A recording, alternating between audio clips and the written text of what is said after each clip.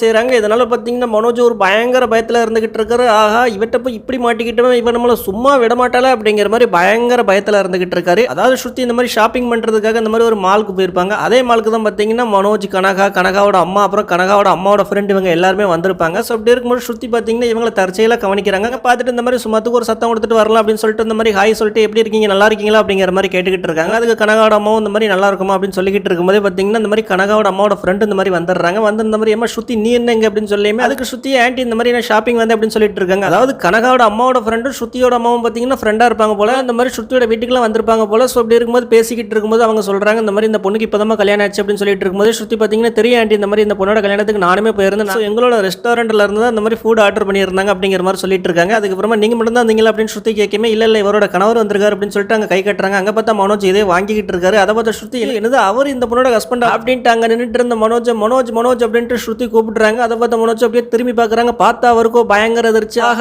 இவ 1008 கேள்வி கேட்பால, மற்றவங்க கிட்டே மாட்டினா தப்பிக்கலாம், வேட்ட தப்பிக்கவே முடியாத. கண்டிப்பா இன்னைக்கு நம்மள 2ல் 1 பண்ண போறோம், வீட்டில் மாட்டி விடாம விட மாட்டா, அவ்வளோதான்டா நம்ம கதை முடிஞ்சு அப்படிங்கிற மாதிரியும் பார்த்துட்டு இருக்காரு.